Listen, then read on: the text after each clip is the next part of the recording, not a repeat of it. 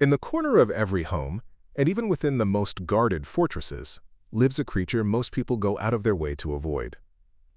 We sweep away its work and recoil at its touch, yet the Bible identifies this tiny architect as being exceedingly wise.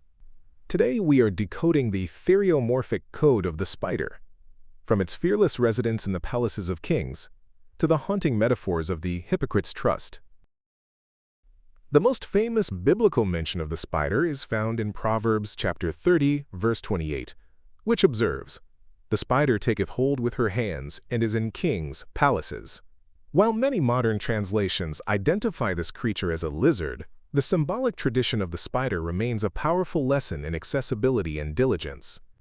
The spider does not wait for an invitation. It uses its own hands to climb past guards and gold to reach the highest places. Theologically, this represents fearlessness, the ability of the small and insignificant to inhabit the presence of greatness through purposeful effort. The spider's web is one of the most popular illustrations in Scripture for frail and ephemeral undertakings.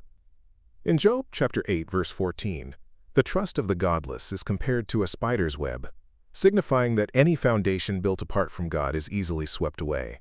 Similarly, Isaiah chapter 59, verse 5 describes the wicked as those who, quote, weave the spider's web, warning that their works are vain and useless.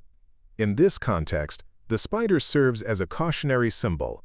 Though the weaver is industrious, the result of its labor is thin, cold, and incapable of providing true covering or security. Ancient symbolic traditions and bestiaries highlight the spider as a model of patience and devotion. Because people often destroy spider webs, the spider is forced to become a master of the reset. It never gets discouraged, it simply rebuilds, often in the same location. This serves as a spiritual metaphor for the believer's commitment to the Lord. Just as the spider is devoted to its home, we are called to a busy forethought of eternity, constantly rebuilding our spiritual lives and refusing to be discouraged by the trials that sweep away our earthly efforts. There is a profound spiritual parallel in the spider's choice of residence.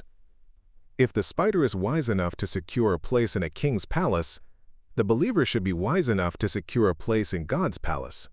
Jesus promised in John chapter 14, verses 2-3, that there are many mansions prepared for the faithful. The spider teaches us that we do not belong in the dust of the world, but should use our spiritual hands, our faith and actions, to take hold of our inheritance in the heavenly kingdom. The spider reminds us that wisdom is better than strength. It challenges us to be persistent in our devotion, to recognize the fragility of worldly trust, and to set our sights on the highest residence possible. Which of the four little wise things has challenged you the most, the industrious ant or the persistent spider? Let us know in the comments below, and don't forget to like and subscribe as we continue to explore the hidden symbols of the biblical landscape.